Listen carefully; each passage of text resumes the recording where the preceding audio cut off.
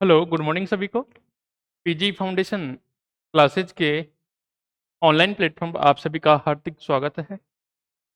तो अपन कल की क्लास में अपन ने कुछ बात की थी, वो जो भी फर्स्ट सेमेस्टर फिजिक्स का जो सिलेबस है उसको लेके अपनी बात हुई थी। ठीक है, तो अपन ने ये देखा था कि किस यूनिट में कितने चैप्टर हैं, उसका सिलेबस क्या है, अपन को किस तरीके से उसको पढ़ना है आगे के लिए, और कुछ न्यूटन के लॉ के बारे में अपन ने कुछ थोड़ा सा जाना था कि बराबर एम ए सही रहता है या रेट ऑफ चेंज मोमेंटम में। ठीक है ना। तो सेकंड लॉ की बात करें तो rate of change in momentum external force के बराबर होता है, डायरेक्ट एफ बराबर एम ए नहीं होता, उसकी कुछ कंडीशंस होती जो अपन ने देखा था। ठीक है, इसी के बीच अपन आगे चलते हैं। तो सबसे पहले तो अपन बात करने जा रहे हैं कि अगर कोई वस्तु रेस्ट में है तो रेस्ट का मतलब क्या होता है वस्तु का, और अगर मोशन में है तो वस्तु के मोशन का मतलब क्या होता है, कि गति का मतलब क्या होता है। ठीक है, तो पहले मैं बात कर लेता हूं मोशन क्या होती है कोई वस्तु का। ठीक है ना। हाँ, अपन बात करते हैं गति क्या होती है। ठीक है, गति,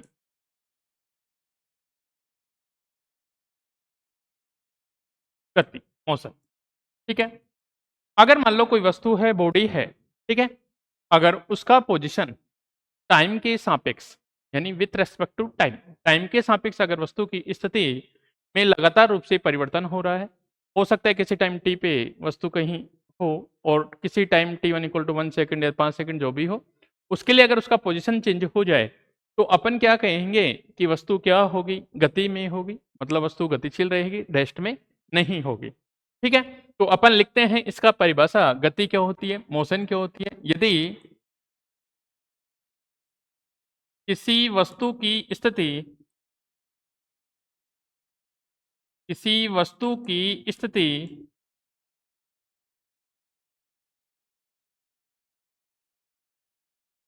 समय के सापेक्ष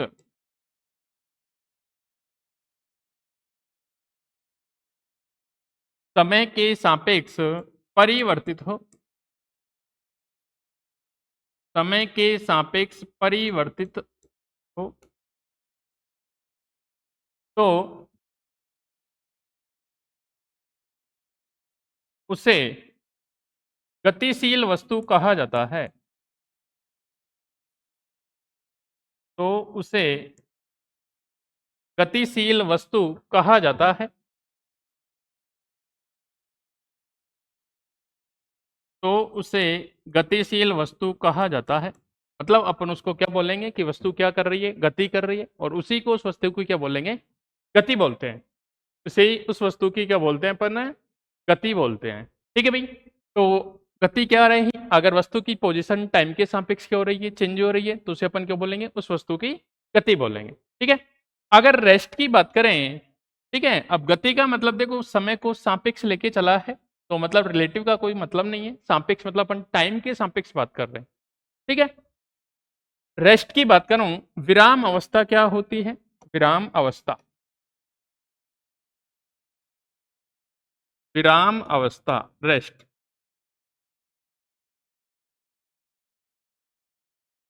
ठीक है भाई, तो इसमें क्या हो जाएगा, यदि वस्तु की स्थिति समय के सापेक्ष परिवर्तित नहीं होती है तो अपन क्या बोलेंगे, वस्तु कहाँ है, विराम अवस्था में है। तो मैं लिख सकता हूं, यदि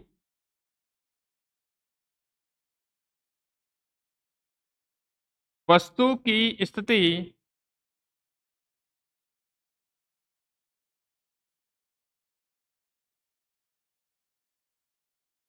यदि वस्तु की स्थिति समय के सापेक्ष परिवर्तित नहीं हो, परिवर्तित नहीं हो, तो उसे विराम अवस्था में कहा जाता है। तो वस्तु का अपन क्या बोलेंगे, विराम अवस्था, तो उसे विराम अवस्था में कहा जाता है कि वस्तु कहाँ पे है भाई, एट रेस्ट है। ठीक है, अब देखो वस्तु का गतिशील होना या विराम अवस्था में होना, ये इस पे तो डिपेंड कर रहा है, किस पे, टाइम के सापेक्ष की बात कर रहे हैं। ठीक है भाई, तो एक तो गति में कब होगी, जब वस्तु की स्थिति टाइम के सापेक्ष लगातार रूप से क्या होती रही, चेंज होती रही, और दूसरा विरामावस्था में अगर समय के सापेक्ष स्थिति परिवर्तित नहीं है। ठीक है, मान लो कहीं वस्तु पहले थी और 10 सेकंड के बाद भी वस्तु वहीं पे है, तो अपन क्या बोलेंगे, वस्तु क्या है, विरामावस्था में है, वस्तु क्या है, एट रेस्ट है। ठीक है, अब देखो भाई, विराम अवस्था और गति की अवस्था ये तो टाइम के सापेक्ष है, तो अपन देखते हैं, आगे बात करते हैं। दो क्वांटिटी आपने पढ़ी होगी, एक होता है रिलेटिव बोलते हो जिसको आप, रिलेटिव जिसको बोलते हैं अपन क्या, सापेक्ष, और एक होता है एब्सोल्यूट, एब्सोल्यूट उसको बोलते हैं अपन क्या, निरपेक्ष बोलते हैं, उसको अपन क्या बोलते हैं, निरपेक्ष बोलते हैं। एक क्या होता है, सापेक्ष, और एक क्या होता है, निरपेक्ष बोलते हैं। ठीक है, सापेक्ष का मीनिंग क्या होता है, निरपेक्ष का मीनिंग क्या होता है। ठीक है, देखो निरपेक्ष तो कुछ होता ही नहीं, निरपेक्ष तो मीनिंगलेस होता है। सापेक्ष का मतलब ये होता है कि अपन उस वस्तु को कहां से देख रहे हैं। ठीक है, वस्तु को, इसका तो कोई मीनिंग नहीं होता, निरपेक्ष तो कुछ होता नहीं है। अगर मैं आपसे क्वेश्चन पूछूं कि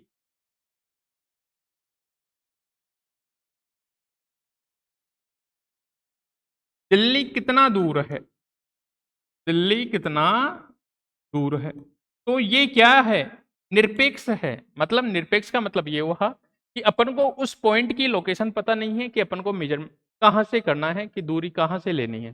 ठीक है, तो ये होता है एब्सोल्यूट। और सापेक्ष में क्या होता है कि अपन कोई पॉइंट फिक्स कर देते हैं कि दिल्ली जयपुर से कितना दूर है, ऐसे दिल्ली जयपुर से कितना दूर है, तो अपन इसका मतलब ये हो गया, अपन उसका मेजर कहां से कर रहे हैं, जयपुर से मेजर कर रहे हैं और दिल्ली का लोकेशन देखना चाह रहे हैं। ठीक है, तो अपन कोई भी जो क्वांटिटी होती है उसको अपन किसी के सापेक्ष बताते हैं कि भाई ये उससे बड़ा है, ये उससे छोटा है। अब अपन बोले भाई तुम बड़े हो, तो बड़े होने का क्या मतलब है, बड़े होने का तो कोई मतलब ही नहीं है। ठीक है, तो उन सब चीज के लिए अपन को क्या लेना होता है, एक रेफरेंस मानना होता है, मतलब अपन किसके सापेक्ष बता रहे हैं, कोई रिलेटिव क्वांटिटी लेनी होती है। ठीक है, तो जैसे अपन बात करें रिलेटिव क्वांटिटी के लिए, तो अपन एग्जांपल की बात करें कि मान लो कोई एक ही वस्तु है।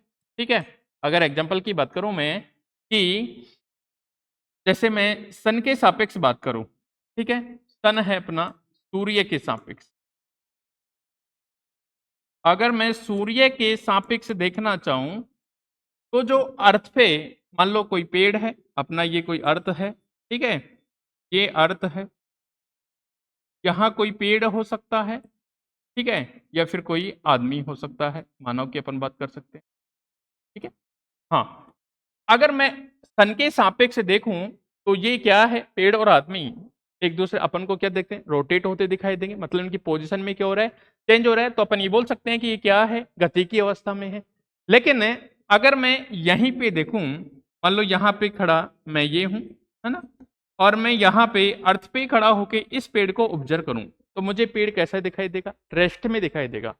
मुझे पेड़ कैसा दिखाई देगा, रेस्ट में दिखाई देगा। तो ये किसी वस्तु का गति होना उसके फ्रेम ऑफ रेफरेंस पे डिपेंड करता है कि अपन उसको देख कहां से रहे हैं, कि अपन कौन से निर्देश तंत्र से देख रहे हैं, कौन से फ्रेम से देख रहे हैं। ठीक है, इसके कंपेयर में तो दोनों क्या है, गति अवस्था में है, लेकिन जब मैं अर्थ से देखता हूं तो मुझे पेड़ कैसा दिखाई देता है, रेस्ट में दिखाई देता है। ठीक है, तो इन सब चीजों के लिए अपन जो मैकेनिक्स है उसी के अंदर इन सब की स्टडी करने वाले हैं, और उसका जो फर्स्ट यूनिट है, उसका जो फर्स्ट यूनिट है उसमें अपन इन्हीं के बारे में अध्ययन करेंगे कि निर्देश तंत्र क्या होता है, कितने प्रकार का होता है, गति अवस्था क्या होती है, विराम अवस्था क्या होती है। ठीक है, और उसके बाद रोटेशन होता है, गैलियन ट्रांसफॉर्मेशन क्या होता है, ये सब चीजों के बारे में। ठीक है, उसके बाद फ्रेम को अपन रोटेट करेंगे, रोटेशन वाले फ्रेम में कैसे आएंगे, ये सब चीजें अपने पास आएंगी।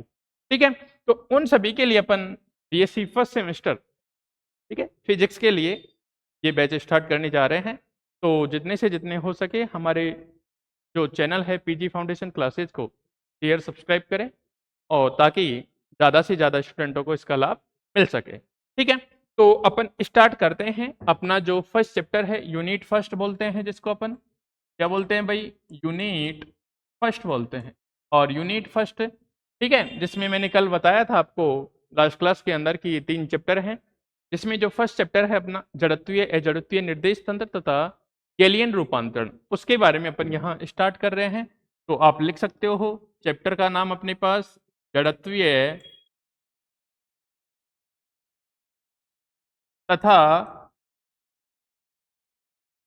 अजड़त्वीय जड़त्वीय तथा अजड़त्वीय निर्देश तंत्र,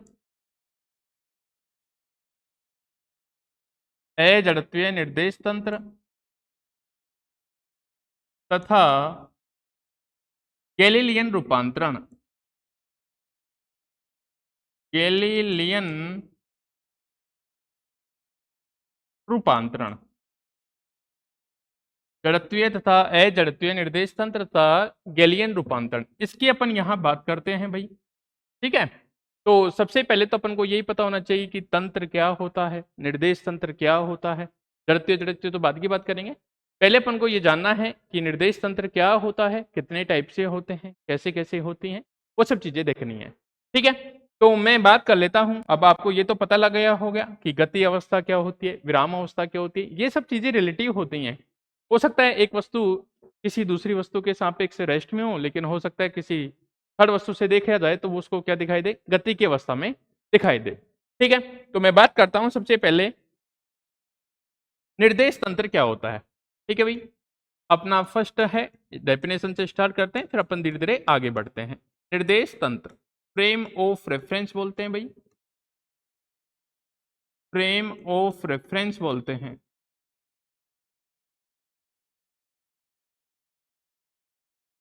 फ्रेम ऑफ रेफरेंस बोलते हैं। ठीक है, निर्देश तंत्र। अब देखो निर्देश तंत्र क्या होता है। निर्देश तंत्र देखा जाए तो जैसे तुम छोटी क्लासों में पढ़ के आए थे, जैसे तुम छोटी क्लासों में पढ़ के आए थे कि कार्तीय निर्देश तंत्र जो एक्स वाई जेड अपन कोऑर्डिनेट सिस्टम लेते थे उसी का है। लेकिन देखो मैं बता देता हूँ निर्देश तंत्र क्या होता है। निर्देश तंत्र वो होता है कि अपन को मान लो किसी पार्टिकल की पोजीशन मेजर करनी हो, तो उसके लिए अपन एक सिस्टम बनाते हैं कि भाई अपन को मेजर कहाँ से करना है, तो अपन संदर्भ बिंदु बोल देते हैं जहाँ से अपन को मेजरमेंट करना है। और फिर ये मानते हैं कि इस डायरेक्शन में जाएंगे तो प्लस दूरी लेंगे, इसमें जाएंगे तो माइनस दूरी लेंगे। ठीक है, उस टाइप का अपन एक सिस्टम बनाते हैं। ठीक है, उस सिस्टम को अपन क्या बोलते हैं, उसका निर्देश तंत्र बोलते हैं कि वो अपन को निर्देशित करता है कि अपन को चीजें कहाँ से मेजर करनी है, कैसे मेजर करनी है, उन सब चीजों के लिए। ठीक है, तो मैं लिखाता हूं यहाँ पे इसका परिभाषा देखना। हाँ, वह निकाय, वह निकाय जिसके सापेक्ष, जिसके सापेक्ष, वह निकाय जिसके सापेक्ष किसी कण की स्थिति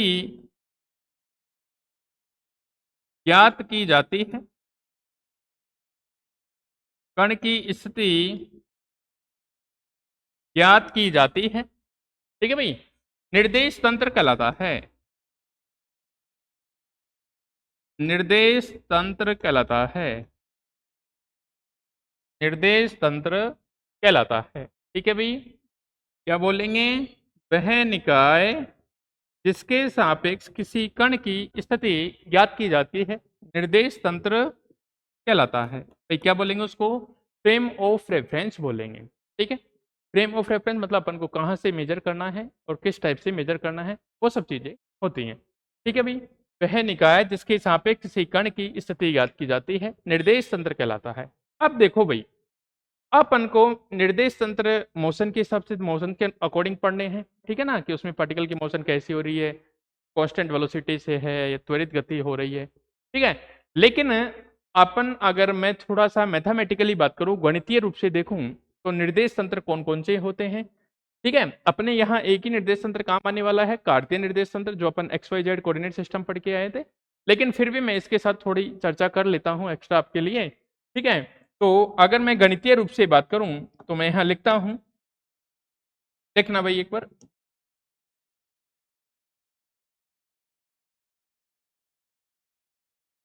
हाँ, देखो भाई, गणितीय रूप से मैथमेटिकली बात कर रहा हूं मैं ना, गणितीय रूप से निर्देश तंत्र, निर्देश तंत्र, गणितीय गणितीय भी आऊंगा लेकिन एक बार मैथमेटिकली बात कर लेता हूं, है ना। मैथ के अकॉर्डिंग। गणितीय रूप से निर्देश तंत्र निम्न प्रकार के होते हैं। निम्न प्रकार के होते हैं, ठीक है भाई। अगर फर्स्ट की बात करता हूं मैं, फर्स्ट पहला वाला जो निर्देश तंत्र, जो अपना वही निर्देश तंत्र जो अपन पहले पढ़ के हैं, तुम सब जानते हो, वो होता है कार्तीय निर्देश तंत्र। आप सब ने 11th 12th क्लास में पढ़ा होगा ये सब। कार्तीय 10th में पढ़ा होगा, ग्राफ बनाते थे। कार्तीय निर्देश तंत्र, और इसमें जो कोऑर्डिनेट लिखेंगे अपन x, y, z के रूप में लिखेंगे, ठीक है। अगर सेकंड की बात करूं मैं, दूसरा निर्देश तंत्र कौन सा? दूसरा निर्देश तंत्र होता है भाई बेलनीय निर्देश तंत्र। बेलनीय निर्देश तंत्र, दूसरा निर्देश तंत्र अपना बेलनीय निर्देश। इसमें जो कोऑर्डिनेट होते हैं रो कोमा फाई कोमा जेड, यहाँ तीनों डिस्टेंस होती है, यहाँ इसकी रेडियस होती है, एक एंगल आता है, और ये भी जेड क्या होती है? डिस्टेंस होती है। अगर थर्ड की बात करूं मैं, थर्ड होता है जो होता है गोलीय निर्देश तंत्र। गोलीय निर्देश तंत्र थर्ड होता है गोलीय निर्देश तंत्र, जिसमें होता है R comma theta comma phi, एक डिस्टेंस होती है, दो इसके एंगल होते हैं। अगर गोलीय निर्देश तंत्र की बात करूं तो जैसे अपन ग्लोब देखते थे, स्फीयर है ना, तो उसकी सरफेस की बात करूं किसी पॉइंट के लिए, तो रेडियस तो क्या होता था? कांस्टेंट होता है सरफेस के लिए, ठीक है। और थीटा और फाई अक्षांश, जैसे अपन अक्षांश और देशांतर रेखाएं देखते थे वहां पे, है ना, और किसी पॉइंट का लोकेशन देखना होता तो अपन बोलते थे भाई अक्षांश इतना एंगल है और देशांतर का इतना एंगल है। उन दोनों का जैसे अपन गूगल जीपीएस करते हैं तो वहां भी तो एंगल निकल के आता है, वही एंगल होते हैं, ठीक है। तो एक क्या है त्रिज्या और दो क्या है इसके एंगल है, ठीक है। इन सबका एक जनरल फॉर्म होता है जो अपन आगे जब भी अपन मैथमेटिकल फिजिक्स पढ़ेंगे उसमें पढ़ेंगे, ठीक है। वक्र रेखीय निर्देश तंत्र, ये होता है भाई वक्र रेखीय निर्देश तंत्र। ये होता है अपना क्या? वक्र रेखीय निर्देश तंत्र। और इसमें इसके कोऑर्डिनेट अपन जनरल लेते हैं u1, u2, कितना u3। ये भाई अपन जड़ते जड़ते आएंगे मोशन के अकॉर्डिंग, लेकिन अभी अपन किसके अकॉर्डिंग बात कर रहे हैं? मैथमेटिकल रूप से। तो कौन सा होता है? कार्तीय निर्देश तंत्र, जिसमें कोऑर्डिनेट कैसे लिखेंगे? x, y, z। बेलनीय निर्देश तंत्र मतलब बेलन टाइप का, ठीक है ना, जिसमें अपन किसी सिलेंडर दोनों को कंपेयर करते हैं।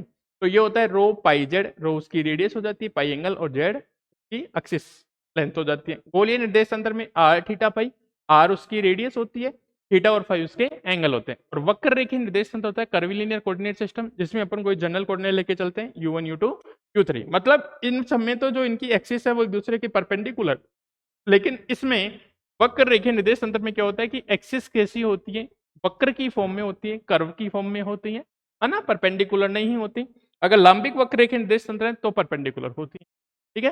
तो यहां तक कोई दिक्कत नहीं है। अपन ने स्टार्ट कर दिया यूनिट फर्स्ट का पहला चैप्टर है जड़त्वीय तथा अजड़त्वीय निर्देश तंत्र गैलियन रूपांतरण का, ठीक है भाई। बहुत अच्छे से पढ़ेंगे और सारी चीजें न्यूमेरिकल वगैरह जो भी हैं प्रीवियस ईयर जो पहले पिछले सालों के क्वेश्चन आए हुए हैं वो सब अपन यहीं पे क्लास में डिस्कस करेंगे, ठीक है। तो देखो सबसे पहली बात है ये अपनी निर्देश तंत्र की। फ्रेम ऑफ रेफरेंस क्या होता है? वह निकाय जिसके सापेक्ष किसी कण की स्थिति ज्ञात की जाती है निर्देश तंत्र कहलाता है। अपन मैथमेटिकली बात कर रहे हैं, गणितीय रूप से निर्देश तंत्र निम्न प्रकार का, एक होता है कार्तीय निर्देश तंत्र, एक होता है बेलनीय, एक होता है गोलीय, और एक होता है वक्र रेखीय निर्देश तंत्र। अपन बात करेंगे केवल ओनली कार्तीय के बारे में, ठीक है, बाकी किसी की बात नहीं करेंगे यहाँ पे, ओनली बात करेंगे अपन कार्तीय निर्देश तंत्र की, ठीक है। तो एक बार इसके बारे में जान लेते हैं थोड़ा सा, कार्तीय निर्देश तंत्र क्या होता है, ठीक है भाई। देखो अपन बात करते हैं कार्तीय निर्देश तंत्र, कार्टेशियन कोऑर्डिनेट सिस्टम, कार्तीय निर्देश तंत्र, कार्तीय निर्देश तंत्र, ठीक है भाई।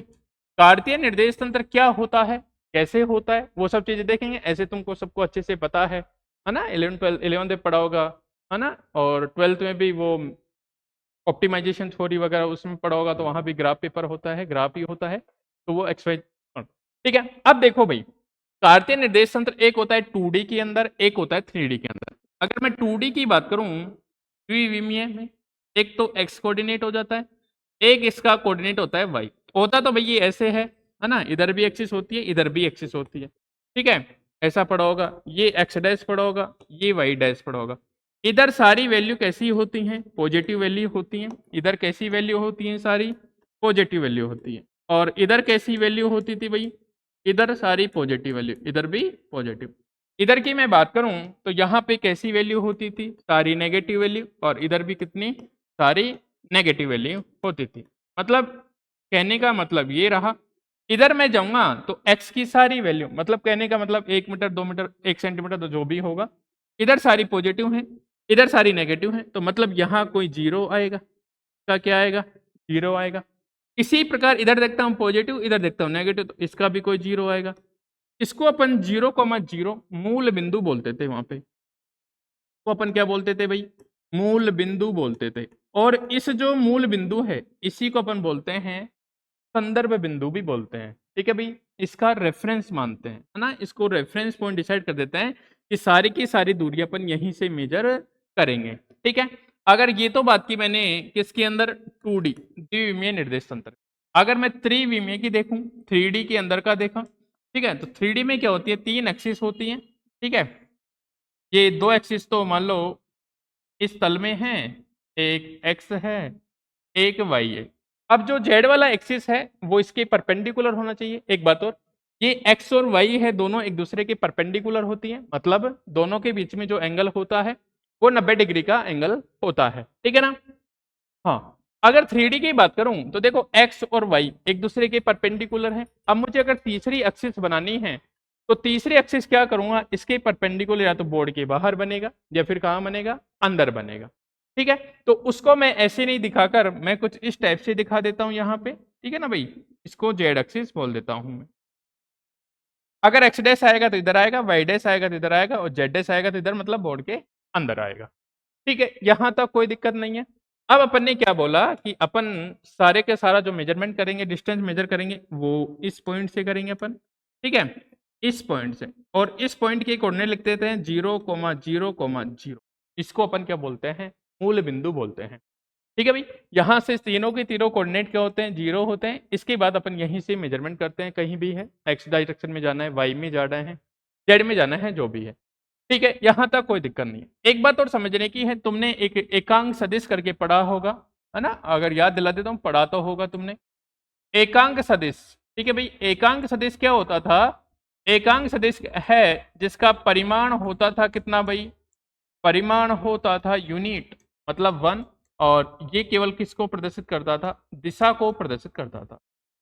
दिशा को प्रदर्शित करता था ये। कि भाई एकांक सदिश का परिमाण कितना? 1। और क्या करता था? दिशा को प्रदर्शित करता था। ठीक है भाई, ये चीजें ध्यान रखना।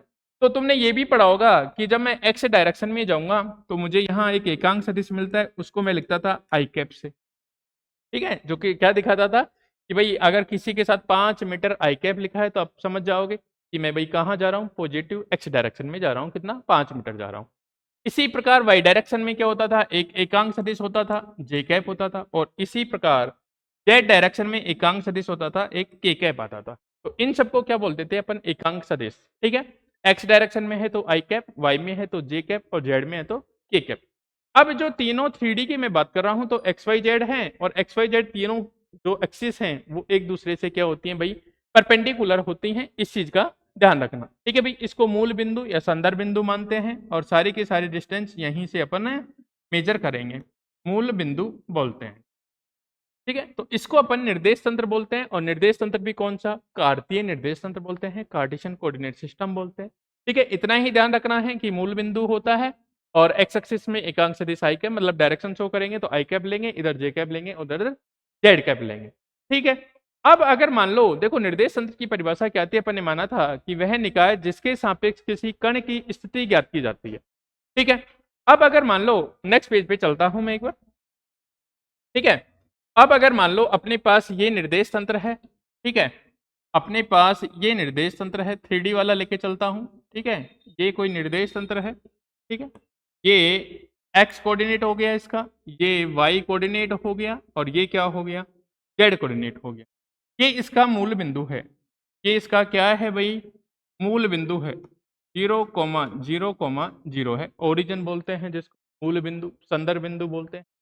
ठीक है, अब मान लो अपन को यहाँ पे कोई पार्टिकल है और उसको अपन की पोजीशन ज्ञात करनी है। अब वो पार्टिकल हो सकता है यहाँ यहाँ यहाँ कहीं भी हो सकता है, ठीक है ना। तो उन सबकी अपन को क्या ज्ञात करनी है, पोजीशन ज्ञात करनी है, ठीक है। उस पार्टिकल की अपन को क्या करनी है, पोजीशन ज्ञात करनी है। तो पोजीशन कैसे ज्ञात करेंगे, ठीक है। तो पोजीशन ज्ञात करने के लिए अपन को देखो सबसे पहले तो हो सकता है कोई पार्टिकल रेस्ट में हो सकता है कोई पार्टिकल कहाँ पे हो, रेस्ट में हो। कंडीशन बन सकती है कि पार्टिकल कहाँ हो, रेस्ट में हो सकता है वो पार्टिकल गति की अवस्था में हो, गतिशील हो, गति कर रहा हो, ठीक है ना। भाई कंडीशन जो है सब लेके चलना पड़ेगा। हो सकता है पार्टिकल रेस्ट में हो सकता है पार्टिकल कहाँ पे हो, गति की अवस्था में हो, ठीक है। तो उन सब के लिए अपन दोनों चीजों को अलग अलग डिफाइन करेंगे। अब पार्टिकल अगर रेस्ट में है तो उसको कैसे अपन उसकी पोजिशन ज्ञात करेंगे, और अगर पार्टिकल अगर किस में है, गति की अवस्था में है, तब उसका पोजिशन अपन कैसे मेजर करेंगे, ठीक है ना, कैसे पता करेंगे, ठीक है। अगर मैं मानता हूं देखो ये निर्देश तंत्र है, हो सकता है अपना पार्टिकल कहीं यहां पे हो, ठीक है, इसके coordinate x comma y comma कितना z हो सकता है, और ये कोई पॉइंट p हो सकता है जिसके कोऑर्डिनेट कितने हैं, x comma y comma z है। अगर ये पॉइंट है, यहाँ पे कोई अपना कण है, पार्टिकल है, यहाँ पे मैं कोई कण मान लेता हूं। अब ये कण या तो रेस्ट में होगा या गति कर रहा होगा, जो भी होगा देखते हैं। देखो कण की अपन स्थिति कैसे ज्ञात करेंगे, कण की स्थिति अपन कैसे ज्ञात करेंगे, ये देखो कण की स्थिति, ठीक है भाई। कण की स्थिति कैसी हो सकती है वो देख लेना एक बार। कण की स्थिति दो प्रकार से हो सकती है। कण की स्थिति क्या हो सकती है, दो प्रकार से हो सकता है। वो कहाँ पे हो, विराम अवस्था में, हो सकता है वो कहाँ पे हो, विराम अवस्था में हो, ठीक है। कहाँ पे हो, विराम अवस्था, रेस्ट में हो, रेस्ट में हो, एट रेस्ट हो सकता है वो कहाँ पे हो, गति की अवस्था में हो। कण कहाँ पे हो बताओ, गति की अवस्था में हो सकता है वो रेस्ट पे हो सकता है वो कहाँ पे हो, गति की अवस्था, मोशन में हो, कहने का मतलब, ठीक है। अब अगर वो मोशन में हुआ तो देखो अपन उसका कैसे स्थिति पता करेंगे। अगर विराम अवस्था में है तो उसके लिए भी अपने पास कैसे करेंगे, है ना, कैसे पता करेंगे। देखो विराम अवस्था में है तो हो सकता है कि उसका अपन स्थिति एक आता है स्थिति सदिश के द्वारा ज्ञात कर सकें, ठीक है। स्थिति सदिश आता है, पढ़ा होगा तुमने भाई छोटी क्लासों में। स्थिति सदिश के द्वारा अपन उसकी पोजीशन कैसे निकाल सकते हैं, स्थिति सदिश के द्वारा, पोजीशन वेक्टर के द्वारा। और सेकंड अगर अपन देखना चाहें तो अपन देख सकते हैं उसकी पोजीशन निर्देशांकों के द्वारा। भाई एक जगह है तो जहां भी होगा उसके कोऑर्डिनेट होके निर्देशांकों के द्वारा, ठीक है। इस टाइप से अपन उसका क्या कर सकते हैं, पोजीशन फाइंड आउट कर सकते हैं। और गति की अवस्था होगी तो अपन देखेंगे अभी, है ना। तो मैं ये कहना चाह रहा हूं अगर कोई पार्टिकल होगा तो हो सकता है वो रेस्ट में हो, विराम अवस्था में हो, या फिर कहाँ हो, गति की अवस्था में हो।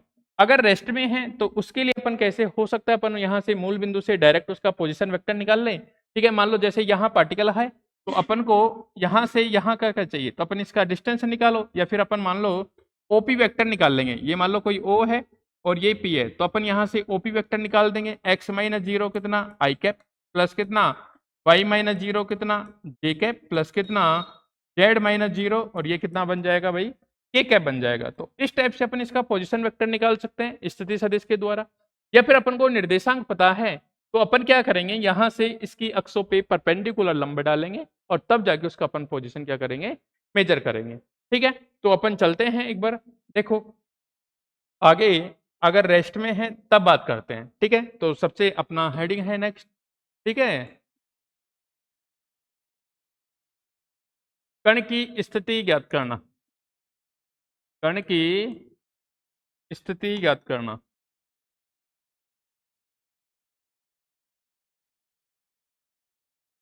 कण की स्थिति, ठीक है भाई। कण की स्थिति कैसे, पहली बात कर लेता हूं मैं। अगर यदि कण कहाँ पे है, विराम अवस्था में है, विराम अवस्था में, ठीक है भाई। अगर विराम अवस्था में है तो विराम अवस्था मैंने बता दी थी क्या होती है, कि अगर पार्टिकल की पोजीशन टाइम के सापेक्ष क्या नहीं हो रही भाई, चेंज नहीं हो रही, तो उसको अपन क्या बोलेंगे, विराम अवस्था। अब विराम अवस्था में भी पहलापन कैसे निकालेंगे बताओ, स्थिति सदिश के द्वारा। फर्स्ट अपन क्या बात करते हैं, स्थिति सदिश के द्वारा। फर्स्ट बात करते हैं अपन स्थिति सदिश द्वारा, ठीक है भाई, पोजीशन वेक्टर के द्वारा। अगर पोजीशन वेक्टर के द्वारा अपन को इसका चाहिए, पोजीशन वेक्टर के द्वारा चाहिए, तो अपन यहाँ सीधा सा लिखते हैं कि मान लो अपना ये कोई निर्देश तंत्र है, ठीक है, ये कोई निर्देश तंत्र है एक्स वाई जेड, ये अपना कोई निर्देश तंत्र है। अगर निर्देश तंत्र है और अपन को ये पता है ये अपना क्या है, मूल बिंदु है भाई, ये मूल बिंदु है, और मान लो पार्टिकल यहाँ है, पार्टिकल कहाँ पे, यहाँ पे, तो हो सकता है इसकी कोऑर्डिनेट कुछ भी हो सकता है इसकी कोऑर्डिनेट कुछ भी हो। तो अपन क्या करेंगे, इन दोनों के बीच का वेक्टर निकालेंगे, कितना, ओपी वेक्टर, ठीक है, पढ़ा होगा वेक्टर निकालना दो बिंदुओं के लिए, ठीक है। तो ये हो जाएगा इसके कोऑर्डिनेट माइनस इसके कोऑर्डिनेट, और ये हो जाएगा x माइनस जीरो, और इसकी डायरेक्शन कितनी है आई कैप, प्लस कितना y माइनस जीरो कितना हो जाएगा भाई जे कैप, प्लस हो जाएगा कितना z माइनस जीरो कितना के कैप हो जाएगा, ठीक है। तो यहाँ से जो ओपी वेक्टर आया इसका स्थिति सदिश आया, तो इसको मैं आर वेक्टर भी बोल सकता हूँ। यहाँ से मिलाने के बाद जो स्थिति सदिश आएगा वो क्या बनेगा, इसका आर वेक्टर बनेगा, और आर वेक्टर कितना हो जाएगा यहाँ पे एक्स आई कैप प्लस कितना वाई जे कैप प्लस कितना जेड के कैप। अगर इसका परिमाण लिखना चाहो आप तो परिमाण कैसे निकालते हैं भाई, वर्ग करके वर्गमूल आर वेक्टर, इसको आर ऐसे लिख सकता हूँ, ये बनेगा कितना under root x square plus कितना वाई स्क्वायर प्लस कितना जेड स्क्वायर। बाकी मैं सिखाऊंगा परिमाण कैसे निकालते हैं वो भी, ठीक है। तो इस टाइप से अपन कब निकाल सकते हैं, जब विराम अवस्था में हो तो उसका अपन स्थिति सदिश के द्वारा पोजीशन ज्ञात कर सकते हैं, ठीक है। सेकंड बात आती है कि ये तो स्थिति सदिश के द्वारा हो गया, सेकंड बात आती है अपनी निर्देशांकों के द्वारा, सेकंड बात आती है अपनी निर्देशांकों के द्वारा, निर्देशांकों के द्वारा, ठीक है, बाई कोऑर्डिनेट। निर्देशांकों के द्वारा कैसे ज्ञात करेंगे वो देखते हैं। तो अपन निर्देशांकों के द्वारा ज्ञात करने के लिए मान लेते हैं कि अपने पास कोई एक क्यूब है, ठीक है, अपने पास क्या है, कोई क्यूब है, और वो क्यूब कुछ इस टाइप से है, ठीक है भाई, ये कोई अपने पास क्या है, क्यूब है,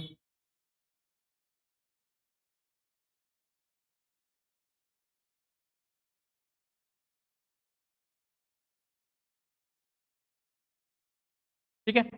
अब इस क्यूब की जो भी साइड हैं उनको अपन एज एक्सिस कंसीडर कर लेते हैं, ठीक है। मान लिया ये कोई अपना क्या हो जाएगा, जेड एक्सिस हो गया, ठीक, ये वाला कोई एक्सिस है एक्स एक्सिस हो गया, एक्स एक्सिस हो गया, ये वाला कोई एक्सिस कौन सा हो गया, वाई एक्सिस मान लेता हूँ इसको मैं, ये अपना कोई वाई एक्सिस हो, ठीक है।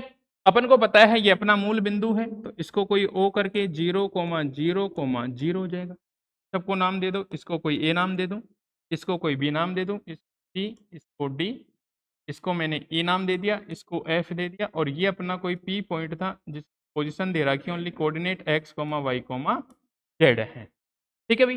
तब अपन को मान लो पार्टिकल यहाँ है तो इसका पोजीशन अपन कैसे मेजर करेंगे ये देखना है, ठीक है। तो अपन देखते हैं इसका पोजीशन अपन कैसे मेजर करें। देखो पहली बात तो मैं क्या करूंगा कि मुझे जाना कहाँ से है, यहाँ इस पॉइंट पे जाना है पी पॉइंट पे, और चलना कहाँ से है, यहाँ से स्टार्ट करना है। तो मैं क्या करता हूँ, ठीक है, जो ये वाली एक्सिस है इस वाली एक्सिस के पैरेलल है तो वो भी एक्स एक्सिस हो जाएगी, जो इसके पैरेलल है तो ये वाई हो जाएगी, और ये वाली क्या हो जाएगी, जेड हो जाएगी। तो मैं क्या करता हूँ, यहाँ से जैसे मैंने ये कोई परपेंडिकुलर लंब डाला इस पे, ये कोई लंब हो जाएगा, ठीक है। इसी प्रकार इस पॉइंट से यहाँ पे कोई लंब डालूंगा, इसी प्रकार यहाँ से कोई लंब डालूंगा। तो मैं सबसे पहले क्या लेके चलता हूँ कि मैं इन वाले पॉइंट्स की बात करता हूँ कि जब मैं ओ से यहाँ पे आया, अगर ये इसका कोई पोजीशन वेक्टर है ओ ए, ये इसका क्या है, कोई पोजीशन है ओ ए, ठीक है। ओ ए के बाद अगर मैं यहाँ से, तो ओ ए कौन सी डायरेक्शन में है, जेड में, तो मैं इसको बोल सकता हूँ, मैं इसको बोल सकता हूँ भाई जेड के कैप बोल सकता हूँ भाई, मैं इसमें जेड चला और कितना चला, के कैप चला, ठीक है। इसी प्रकार अगर मैं इसकी बात करता हूँ ए बी, तो ये एक्स एक्सिस के पैरेलल है, तो ये कितना हो जाएगा, यहाँ से अगर मैं ये चला तो ये कोई एक वेक्टर मान सकता हूँ, और ये कितना हो जाएगा एक्स आई कैप, कौन सी डायरेक्शन में चला मैं, आई कैप में, क्यों एक्स एक्स के पैरेलल है, तो अपन क्यूब की बात कर रहे हैं तो साइड लेंथ क्या हो गई, एक्स हो गई, ठीक है। अगर क्यूबिट की बात करेंगे तो साइड लेंथ क्या हो जाएगी, अलग अलग हो जाएगी, ठीक है। तो ये जेड के कैप मान लिया क्योंकि जेड डायरेक्शन में जा रहा हूँ, ये कौन से में जा रहा हूँ, आई कैप, मतलब एक्स एक्सिस में जा रहा हूँ, तो ये एक्स आई कैप हो गया।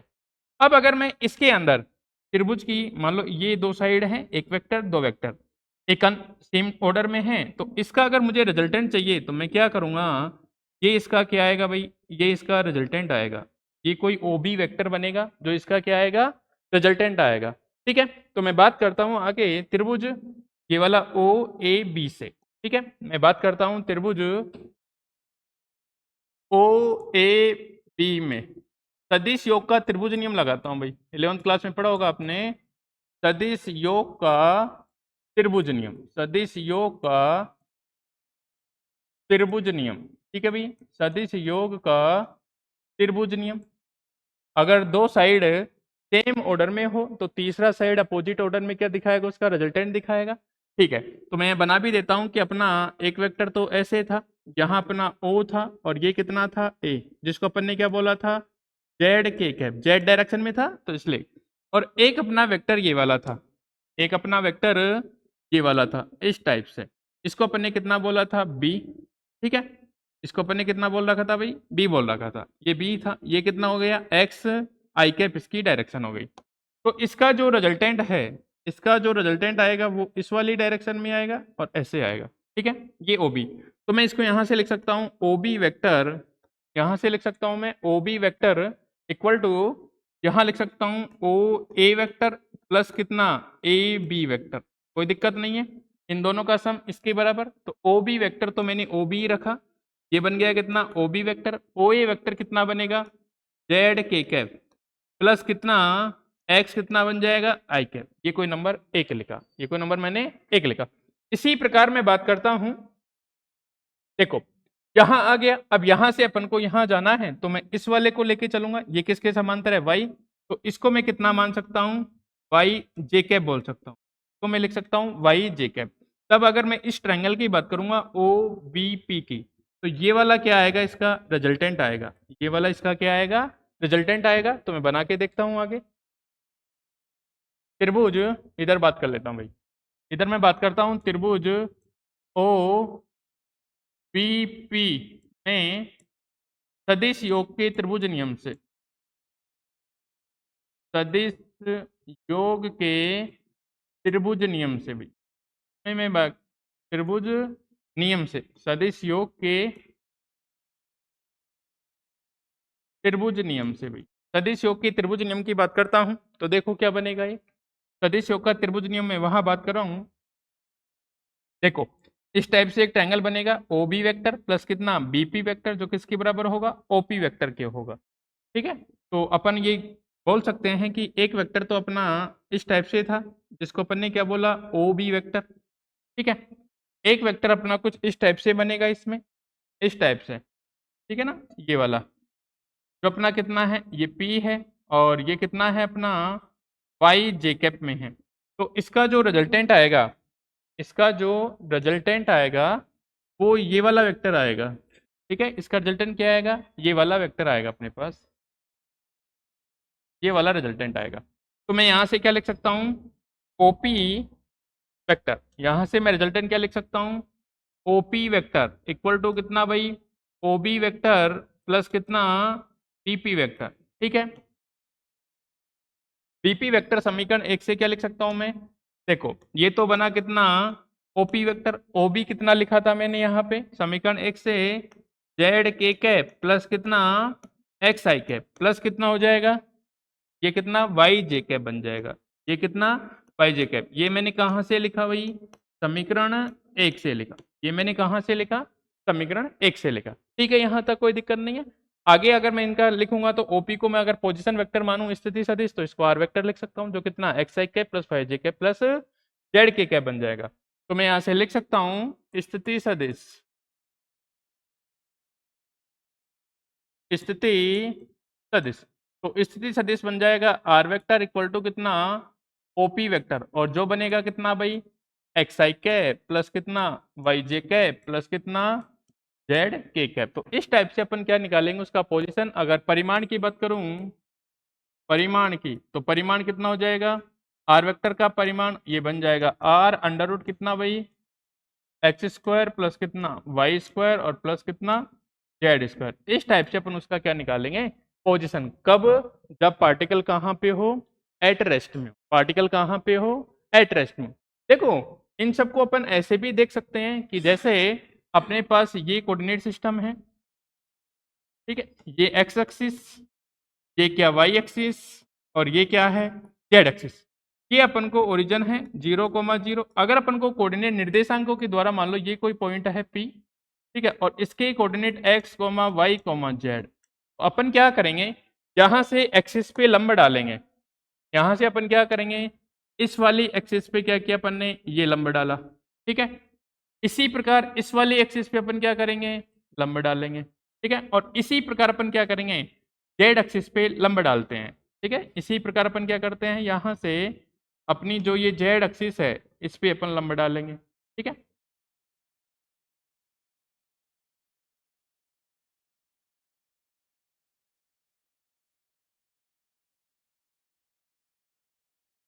ठीक है, तो फिर से अपन इसको क्या कर सकते हैं, क्यूब के अंदर चेंज कर सकते हैं, ये वही चीजें आएंगी वहीं से, ठीक है।